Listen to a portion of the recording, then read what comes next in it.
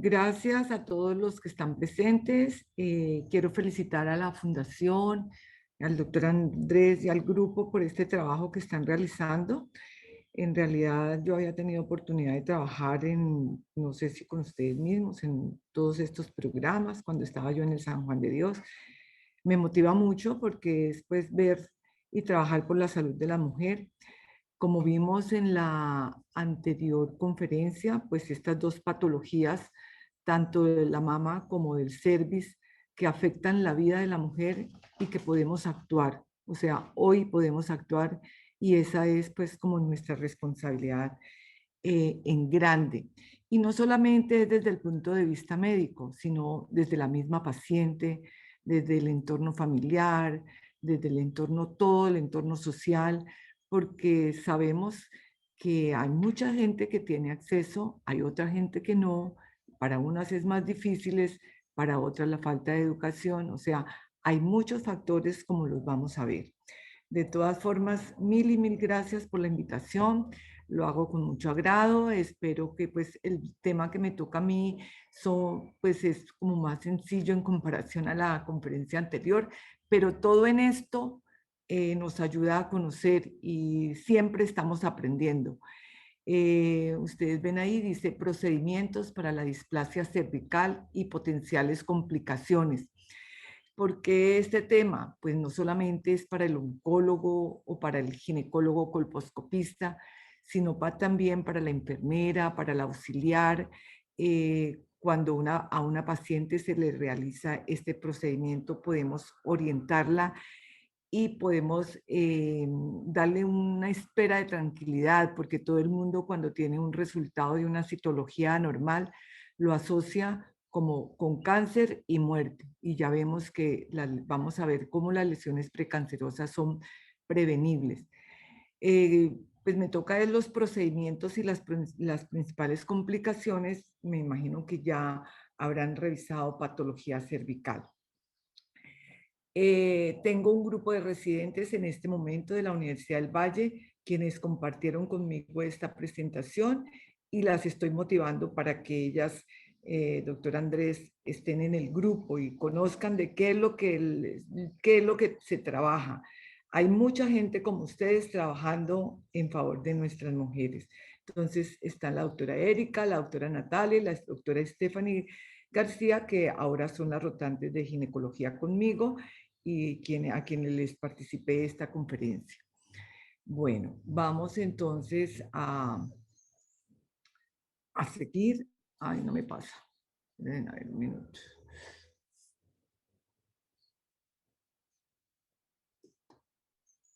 No me avanza. ¿Por qué? No, pues no sé. Ya, disculpen. Bueno, un poquito de epidemiología. Ya miraron cómo el cáncer de mama hoy es la primera causa de mortalidad en la mujer y de morbilidad. Anteriormente era el cáncer del cuello uterino, pero gracias a Dios y a todo lo que se ha trabajado, pues se ha disminuido. El cáncer del cuello uterino es una de las neoplasias ginecológicas más comunes en el mundo, no solamente en Colombia, pero Cali era uno de los sitios. Y aquí tuvimos la oportunidad de que la doctora Nubia Muñoz hiciera su trabajo, fuera una de las ciudades que participó en esta investigación mundial para la vacuna del VPH.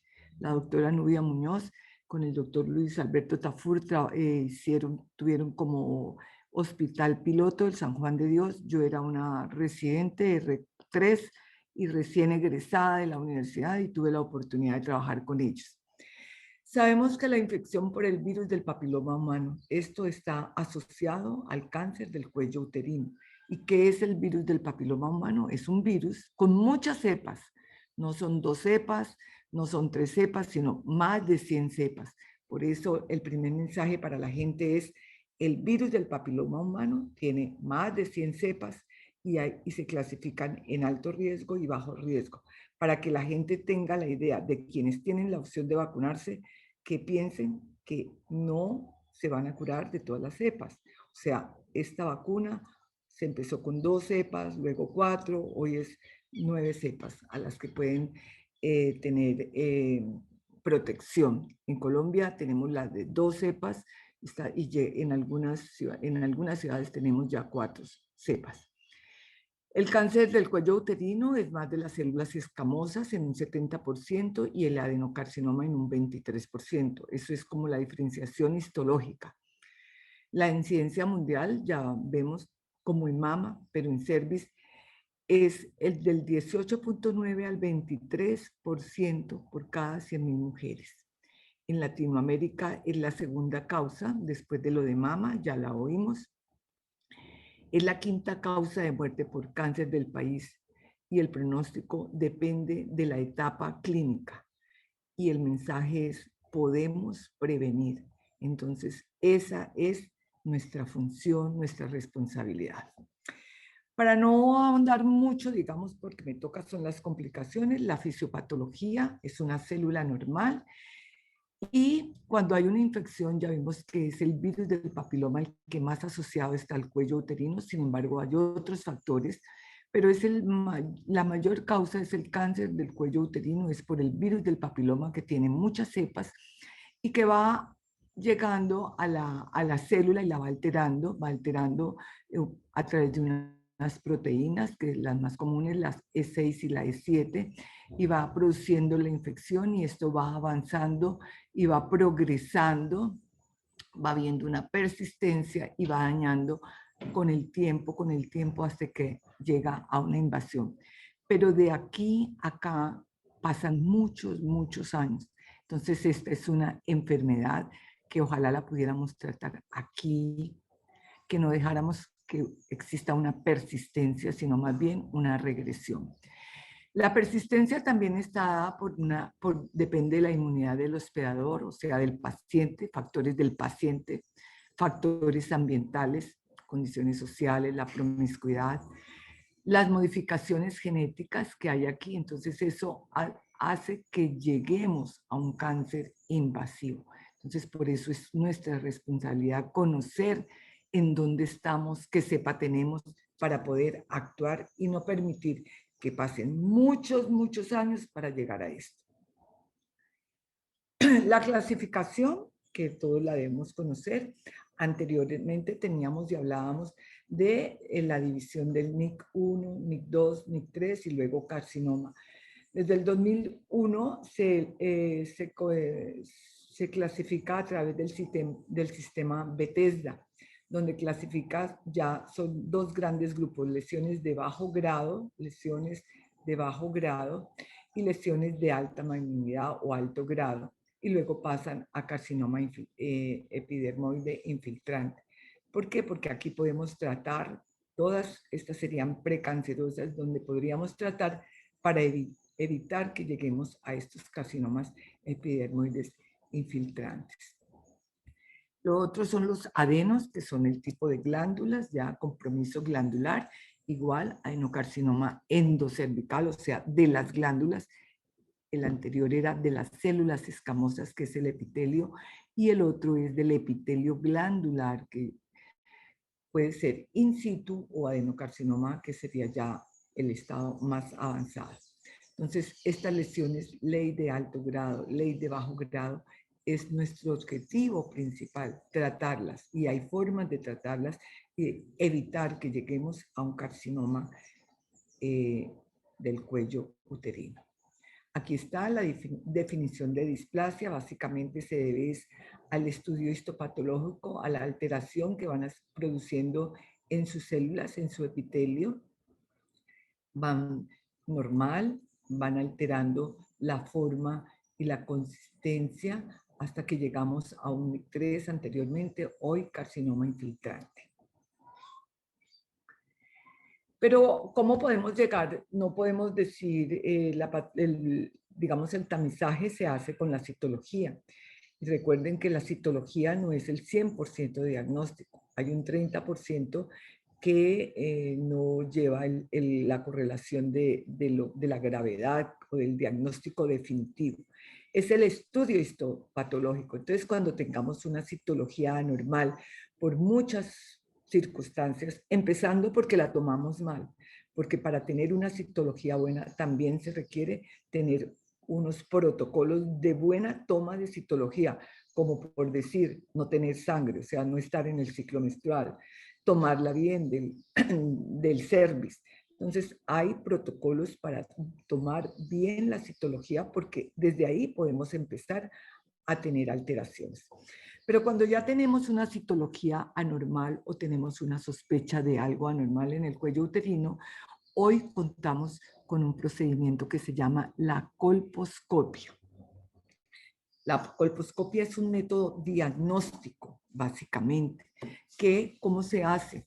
Entonces se basa, es un procedimiento diagnóstico el cual se utiliza un colposcopio para proporcionar una vista ampliada e iluminada. Tiene, o sea, es un microscopio con lentes convergentes que tienen involucrado una fuente de luz que nos va a permitir mirar el cuello uterino y para el cual tenemos que tener pues un estudio básico sobre cómo hacer una colposcopia. Sirve tanto para el cuello uterino como para mirar la vulva y como para mirar la vagina. Entonces es un microscopio que tiene una fuente de luz con lentes convergentes que se adaptan al colposcopista de acuerdo a su visión y que la distancia básicamente entre el colposcopio, o sea, el microscopio y el cuello uterino que debe estar la paciente en posición de litotomía, como cuando se le va a tomar su citología y va a dirigirse directamente al cuello uterino, pues no deben ser más ni menos de 30 centímetros. Unos un poquito más, pero menos dificulta. Esto apareció en 1925, el doctor Hans Peter introdujo esta forma de cómo poder nosotros tener una opción de mirar mejor el cuello uterino, la vulva y la vagina para detectar enfermedades precancerosas. El objetivo principal es identificar lesiones precancerosas y cancerosas que se pueden detectar en forma temprana. Y esto requiere el estudio y la habilidad del colposcopista. Entonces, es un microscopio con lentes convergentes donde se involucra una luz. Aquí está, entonces, ¿cómo se hace la colposcopia? Entonces, la colposcopia tenemos el microscopio, los lentes convergentes, la fuente de luz, la posición de nuestra paciente, o tenemos que tener un espéculo metálico que se le adapta un succionador de aire o puede ser un espéculo desechable para poder tener la visión del cuello uterino. Este es el espéculo, entonces esta es la vista. ¿Qué vamos a ver? El cuello uterino. Aquí está el cervix, entonces tenemos que tener una buena visión para poder definir. Estas dos personas no me dejan ver aquí. Aquí está el cuello uterino, como vamos a ver, lo normal, bajo grado y alto grado. Entonces, para esto tenemos que tener nuestra paciente bien colocada, litotomía, con relajación y poder definir, poder colocar nuestro colposcopio y definirle a la paciente qué es la colposcopia. Vamos a realizar una colposcopia, es un método diagnóstico que nos va a ayudar a mirar a través de esa fuente de luz. ¿Cómo lo hacemos? Entonces, teniendo la paciente en posición de litotomía, teniendo ya bien la visión del cuello uterino, vamos a mirar, primero vamos a tener una vista previa, sin preparación, se llama esto.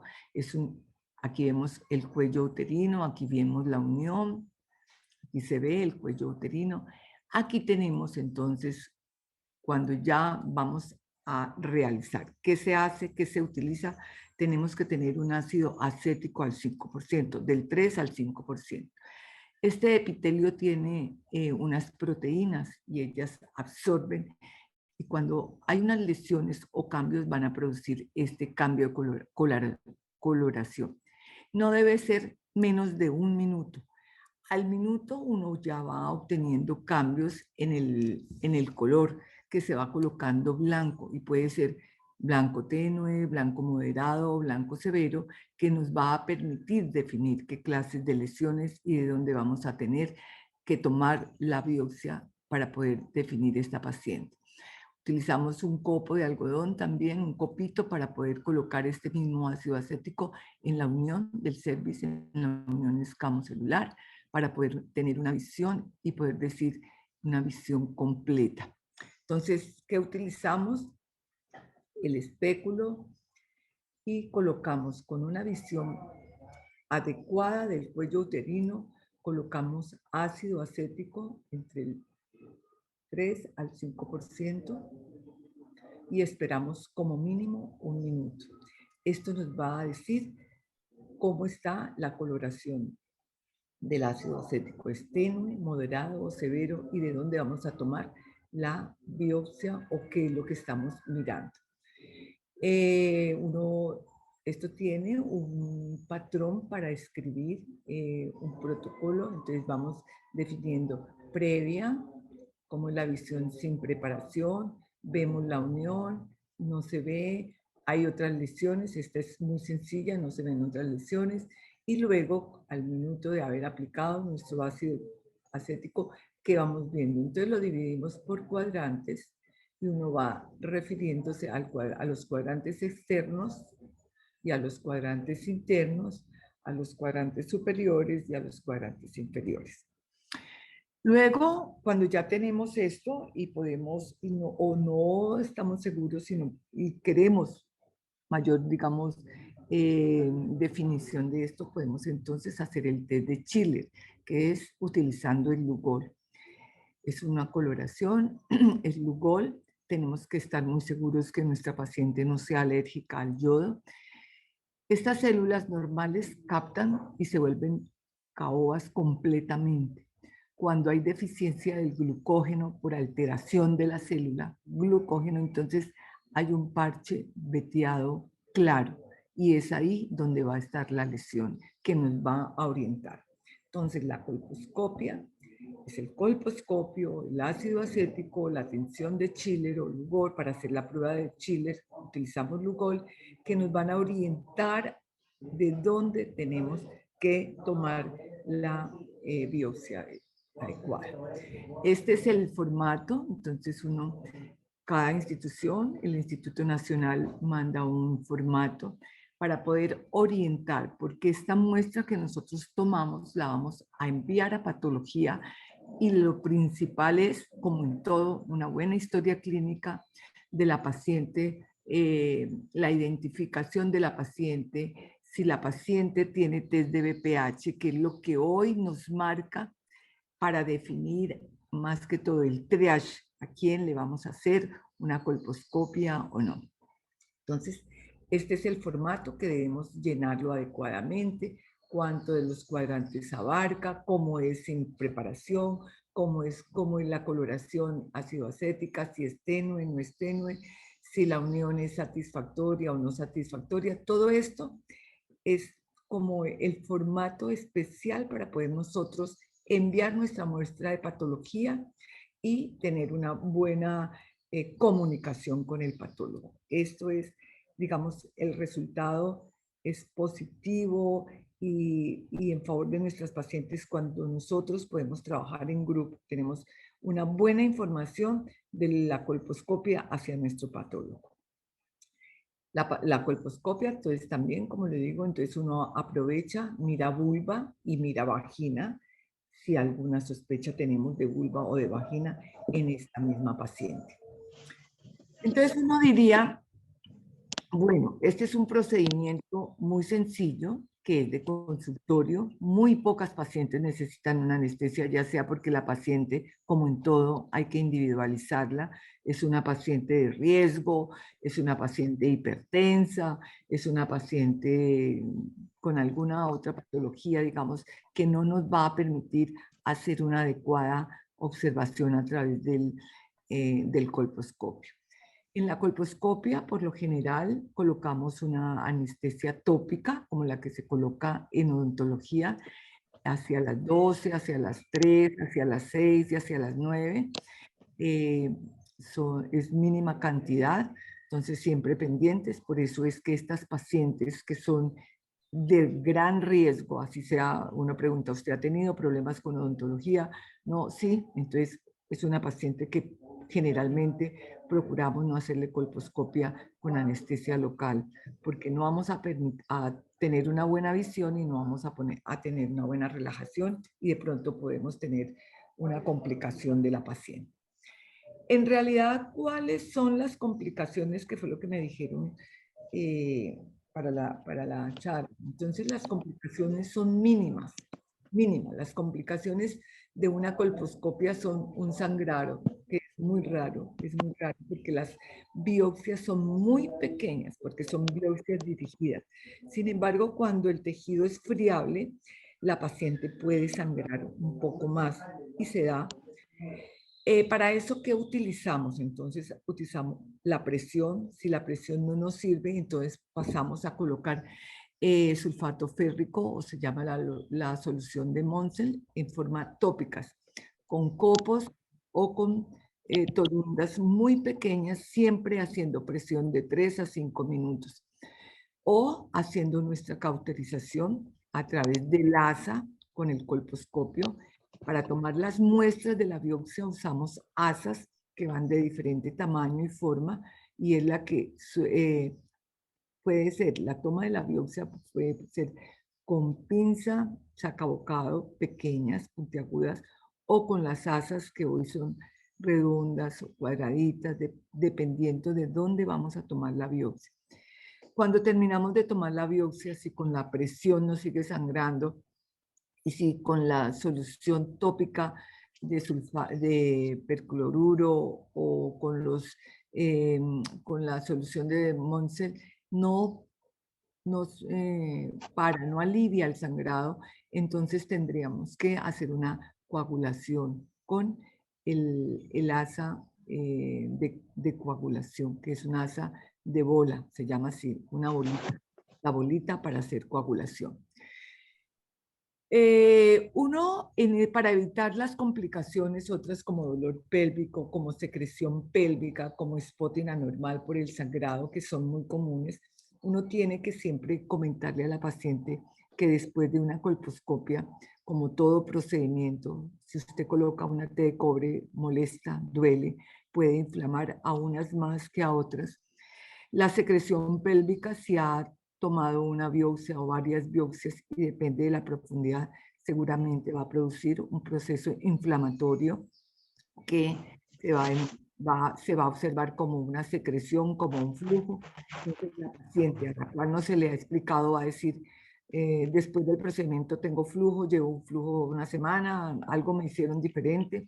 Hay que explicarle a la paciente, como esta es una cicatrización interna donde no tenemos opción de estar haciendo curación diaria, donde no tenemos aire para que la herida o la biopsia vaya cicatrizando espontáneamente, entonces se puede dar una secreción inflamatoria. Se da un manejo para la cervicitis si se produce esto y si son pues con óvulos o si ya es muy severa, digamos, puede que cause una cervicitis más severa, pues se puede dar antibiótico oral. Una de las recomendaciones para evitar esto, y siempre las debemos dar, si nosotros hacemos las recomendaciones a las pacientes previa a la colposcopia, es 10 días mínimo, no piscinas, no tampones, no relaciones, para poder evitar que se vaya quitando la cauterización, o sea, si se ponen tampón, si se meten a la piscina, humedecen, si tienen la relación, va a haber trauma. Entonces, es recomendarles no tener mínimo 10 días, de 10 a 15 días para evitar esto. Analgesia, pues Dolex, buscapina, esto depende del grado del dolor de la paciente. Hay colposcopias fáciles, hay colposcopias difíciles. Hay colposcopias que no requieren sino una mínima biopsia muy pequeña porque la lesión, el ácido acético blanco, marcó una lesión muy pequeña. Hay biopsias que son muy, muy difíciles y dependiendo de cada paciente, a medida que aumenta la edad, La misma resequedad del tejido va convirtiendo esta toma de biopsia, esta colposcopia más difícil, porque hay menos colágeno, hay menos laxitud, a veces el cervix está que no se puede localizar bien, hay que hacer maniobras, por eso desde el comienzo hay que tener una buena visión del cuello uterino. Entonces uno podría resumir que las complicaciones de la colposcopia, ahora vamos a ver el cono, pues serían mínimas dependiendo de las biopsias que tomemos, que puede haber sangrado, ¿sí? Y cuando ya no podemos parar el sangrado con todas estas maniobras, uno por lo general lo que hace es hacer una compresión con una mecha que debe estar 4 horas, de 4 horas máximo 6 horas, porque acuérdese que es algodón y puede producir, con sangre, puede producir signos de infección. Entonces, la colposcopia es hoy un método de diagnóstico excelente para prevenir las enfermedades, para poder detectar enfermedades precancerosas. Lo tenemos a la mano en las clínicas, hay sitios de remisión, hay que definir, no quiere decir que colposcopia, y ahora les traje lo del ministerio, porque eso es algo que todos deben tener a la mano, los algoritmos del ministerio, para poder, anteriormente, cuando no se había trabajado tanto esto, o no le hacíamos colposcopia a nadie porque eran muy poquitos los colposcopios, o nos pasamos a hacer colposcopia a todo el mundo. Ahora hay unos algoritmos, hay unos protocolos a quienes se deben hacer, porque de todas formas es una biopsia que puede causar una cervicitis, puede causar una inflamación y dolor. Entonces, es un método diagnóstico muy útil para prevenir las enfermedades y para poder diagnosticar enfermedades precancerosas, que no se nos pase ninguna de estas. Las guías que yo les hablo, ojalá todos las tuvieran en sus celulares médicos. Y aquí vemos cómo hoy el ministerio y en el mundo entero, todo lo que es patología cervical, se ha encargado de hacer y de decirnos a quiénes sí y a quiénes no. Hoy sabemos todos los médicos que la prueba de pH se hace por encima de los 30 años, que los protocolos están definidos para después de los 30 años en Colombia. Hay países desarrollados que ya los hacen a los 25 años y hay casos especiales que se hacen no ciñéndonos al protocolo, como todo en medicina. No todas las pacientes tienen que entrar a un protocolo y todas tienen que esperar a cumplir 30 años, no. Aquí les traje como los ejemplos más relevantes que tiene el ministerio y todos tenemos acceso a eso en la página del ministerio. Y miren aquí cómo hacemos el triage.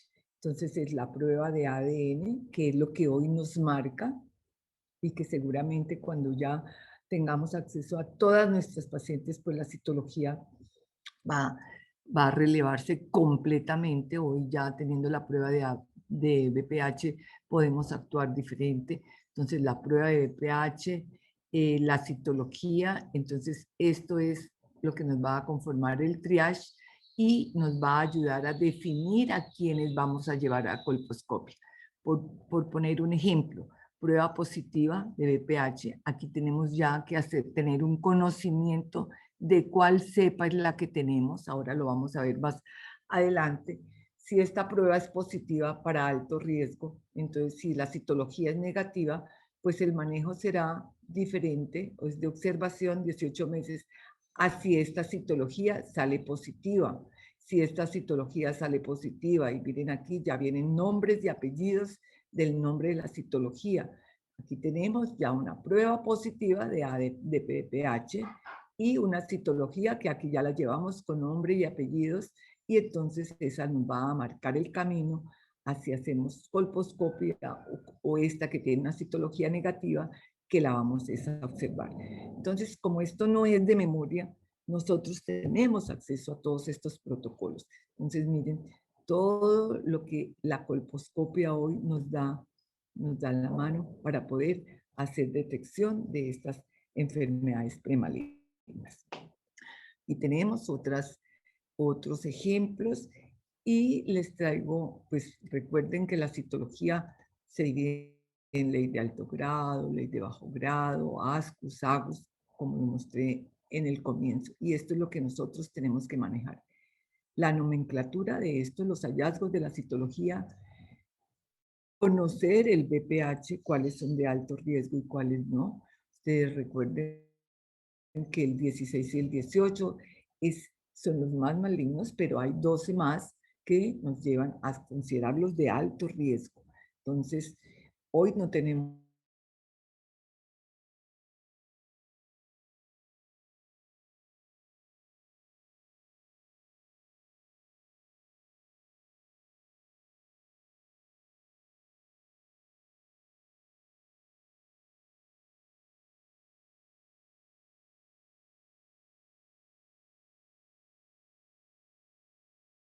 más adentro del epitelio escamocelular.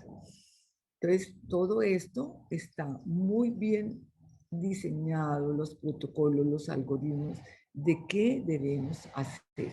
Y este cuadrito que es, yo creo, como el que más utilizamos, digamos, como el resumen que tenemos. Entonces, tamizaje con prueba de BPH positiva, la citología. Aquí tenemos nuevamente el primer cuadro que les mostré. Si es negativa, vamos a observarla. Si vuelve a ser negativa, a los 18 meses, seguimos a los 5 años.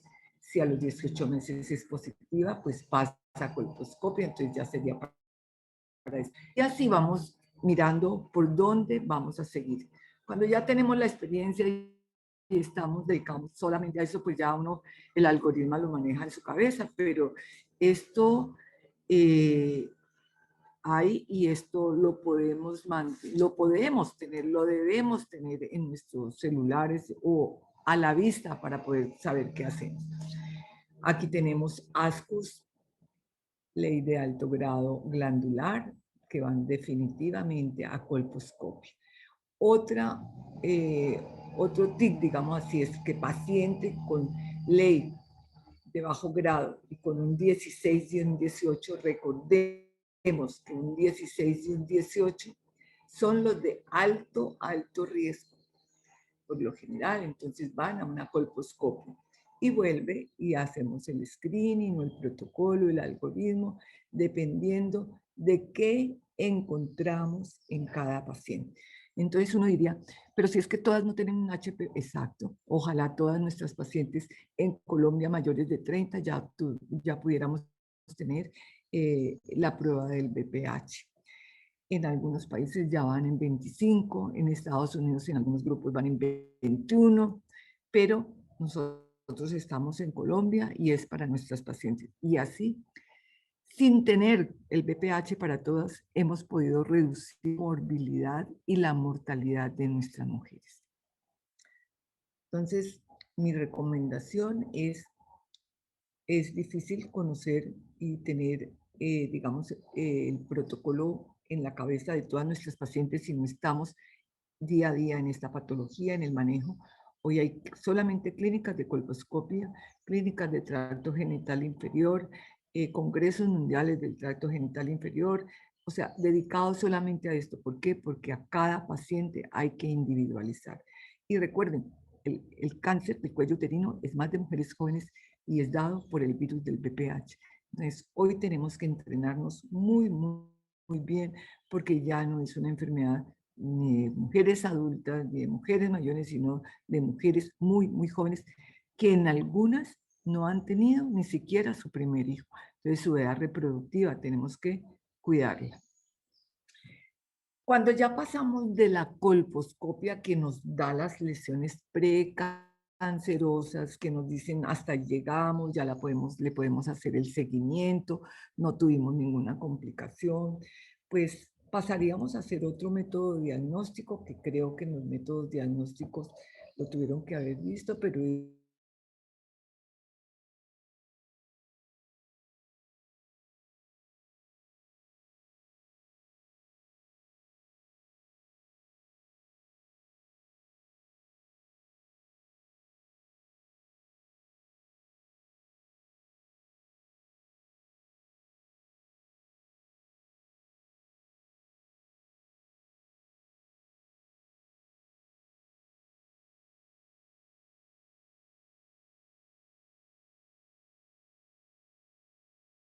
el colposcopio, o el cono frío, que es el que hacemos en sala de operaciones, porque ya es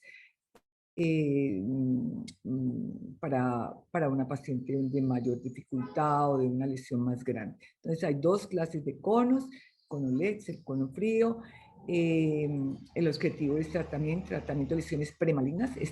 Ya tenemos un diagnóstico, este es el tratamiento para que quede los bordes libres, o sea, bordes curados en la paciente. Este es un diagnóstico definitivo. ¿Y cuáles son las complicaciones? Vemos las complicaciones de la colposcopia, son poquitas, son mínimas, son de una biopsia muy pequeña, pueden producir dolor, pueden producir una cervicitis. Como esta es una biopsia mayor, más grande, puede haber un poco más de sangrado, igual, entonces es la hemorragia, hay que tratarla inmediatamente. Lesiones en las paredes vaginales que pues, nos pasan por quemadura o porque no nos dimos reacción a los anestésicos. Recuerde que este es un cono que si no es LES, hacemos con anestesia, con sedación básicamente la paciente general o conductiva como requiera la paciente. Cuando es cono LEX, por lo general está ahí también tópica. Esto es durante la intervención. A corto plazo, hemorragia, infección. Hay pacientes que se van para su casa porque esto es un procedimiento ambulatorio y que llegan luego porque están sangrando. Tenemos que darle atención.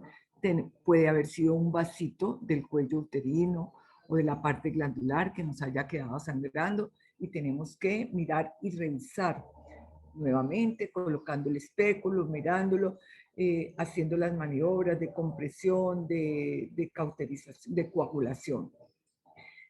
Pero hay unas complicaciones porque como este es un procedimiento mayor, no solamente es del epitelio externo, sino que va en el canal, entonces podemos, como esto va a ser una cicatriz, podemos producir una cicatriz que lleve a un estrechamiento del canal cervical.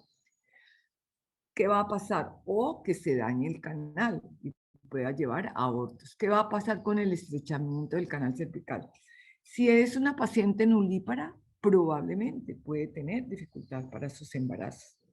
Si es una paciente mayor, su estrechamiento puede producirle durante sus menstruaciones retención de la secreción menstrual y se va a llamar hematometria. Entonces, este estrechamiento hay que estar muy cuidadosos con que no se dé. La paciente nos consulta generalmente por un dolor. Al tacto vamos a ver el cervix abombado, nos podemos ayudar también de una ecografía para largo, sobre todo las hematometras. Los sangrados sí los vemos inmediatamente y debemos actuar inmediatamente. Un sangrado post-sono puede descompensarnos una paciente. Entonces, no subestimemos un sangrado de una conización. Observémosla, busquemos el vasito, miremos de dónde está sangrando y actuemos como se debe actuar ante un sangrado de cualquier cicatriz, haciendo comprensión, colocando soluciones, el nitrato. A veces tenemos que colocar un punto. A veces tenemos que colocar un punto. Entonces, tenemos que actuar ante esos sangrados. Si las complicaciones, el estrechamiento, si hay abortos o partos prematuros por esto, pues depende. Depende de cada paciente. Depende de cada paciente. Es muy raro ver pacientes abortadoras después de las conizaciones. Es muy raro, pero está descrito. Otro procedimiento que puede llevar también a complicaciones y que es un método de tratamiento de las lesiones que vemos son la ablación en frío, la crío. El crío es lo que nos ponen los dermatólogos en los nevos. Es una quemadura con un crío precipitado. Es el frío que nos produce, entonces va a destruir la célula. Esto se hace inmediatamente, a veces vemos en la colposcopia la lesión o cuando hay una recidiva hacemos crío. Como es tan frío puede producir daño en las paredes vaginales y un dolor, puede producir dolor intenso. Entonces hay que saber la técnica para colocar el crío o la ablación en frío. Las lesiones, el frío no se puede colocar en la lesión, no debe extenderse alrededor del endocervix o de la vagina porque produce mucho daño. No debe ocupar más del 75%. Estas son como las indicaciones de la ablación en frío.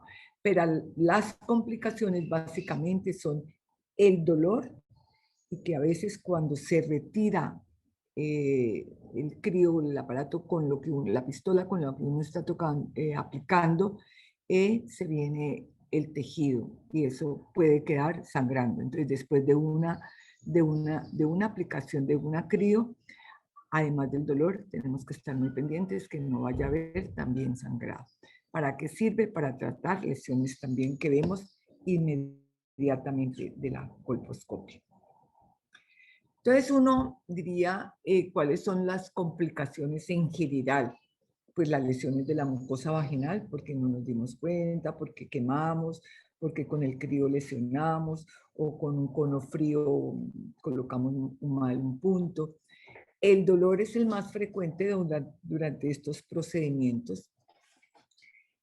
Luego de los procedimientos, pues las necrosis, el abundante flujo vaginal posterior al procedimiento, que se llaman cervicitis, por lo general empiezan al segundo día y son debidas a la cicatrización de las lesiones que hemos tomado la biopsia durante 1 a 2 semanas. Podemos darles tratamiento médico con sus óvulos de acuerdo a cada paciente. Y si son hemorragias, pues tenemos que actuar inmediatamente. Las recomendaciones, pues las hemorragias o los sangrados postcolposcopias sencillas, simplemente con los toques o con las lesiones, con las sustancias, con las de nitrato o hemocel las podemos corregir. Con la coagulación inmediatamente, con la bola que coagula, el baloncito que coagula inmediatamente. Y en las conizaciones sí tenemos que ser muy, muy cuidadosos cuando terminemos nuestro cono, verificar que no haya un sangrado activo, verificar si es un cono LES, que es el que se hace con el colposcopio, pues tiene menos riesgo de sangrado. Sin embargo, hay sangrados. Y cuando es un cono frío, pues tenemos la paciente o dormida o con anestesia, pues tenemos el tiempo suficiente para verificar que no vaya a quedar con un sangrado de algún vaso cervical, que estos sangran mucho. Cuando esto lo tenemos que colocar nuestros tapones, como cuando uno hace una cirugía grande, el taponamiento, pero esto va a ser un taponamiento en la vagina, pero nunca olvidarnos de que hay que retirarlo. Si se va para la casa, recordarle a la paciente que esto hay que retirarlo o que devuelva en 4 o 6 horas al retiro de esta mecha que colocamos, porque si se nos olvida, pues lo que hacemos es una sepsis con esta paciente. Hay infecciones pélvicas inflamatorias. Todos conocemos que la EPI, una de las causas es los procedimientos que hacemos en cuello uterino. La hematometra, que dijimos que era la retención de sangre o secreción. La estenosis cervical, muy poco, es baja, no es muy común si lo sabemos hacer. La congelación asimétrica del cuello uterino, esto lleva a que dañemos el cuello. Y el fracaso en el tratamiento, pues que no seamos capaces con ninguno de estos procedimientos, que pues, sería muy raro de no poder tener el diagnóstico al cual queremos llegar con estos exámenes. Hay otras, digamos, complicaciones cuando hacemos las colposcopias. En algunos procedimientos tenemos que hacer no solamente la biopsia externa, sino la biopsia endocervical que se requiere para descartar patología glandular. Y a veces, como esto se toma con una curetica de Novak o algo que pueda entrar, entonces si no somos muy cuidadosos y a veces tenemos unos úteros pequeños y creemos que no, podríamos perforar. Entonces, eso sería una de las complicaciones, pero del grado endocervical que acompaña al procedimiento de la colposcopia. Pues nosotros traíamos unas preguntas. Esos son básicamente los 3 procedimientos que nosotros hacemos para detectar las lesiones precancerosas, que es de fácil acceso con cualquier entidad que nosotros tengamos prepagada, EPS, en nuestros hospitales hay, en nuestras clínicas hay, ya hay gente muy formada para realizar los protocolos desde la toma de la citología vaginal. El ministerio los tiene, tenemos acceso a eso, o sea que nosotros sí tenemos cómo trabajar para disminuir cada día la patología cervical, que todavía sigue siendo alta, 18% a 23%, a pesar de que mama hoy nos pasó, sigue siendo alta. Eh, Recomendar la vacunación es lo ideal. Quienes no les gusta la vacuna, recomendar el seguimiento, la consulta ginecológica anual. Eh, ya vemos que hoy la citología pasa de 1 a 5 años cuando tenemos un BPH negativo, pero no quiere decir que nuestra paciente no vuelva a nuestro control general del médico general o del ginecólogo anualmente. Tenemos mamas, tenemos colon, tenemos vulva, tenemos ovarios y en todos hay patologías que se asocian a la morbilidad y a la salud de la mujer. Entonces, no solamente es un tema, la mama, no solamente es el colon, no solamente es el cuello uterino, no solamente es el embarazo, es un manejo integral, integral.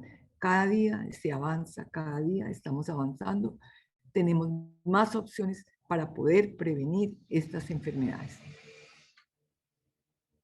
Eh, pues esas básicamente son las complicaciones. No sé si quieran, miramos las preguntas. Recordarles que cuando hacemos las cosas a tiempo prevenimos las complicaciones y nosotras mismas, las mujeres, somos las primeras responsables de nuestra propia salud. No es porque no tengo acceso, no, busquémoslo. Digámosle a la gente, busquemos el acceso, vamos a la clínica, vamos al hospital, vamos a la EPS, vamos al centro de salud, y así socializamos esta forma de que tenemos que cuidarnos. Doctor Andrés, aquí teníamos unas preguntas. Doctora Arturo, muchísimas gracias por su conferencia. Le agradezco muchísimo ese enfoque especialmente dedicado hacia lo pedagógico, el abordar temas tan puntuales y tan...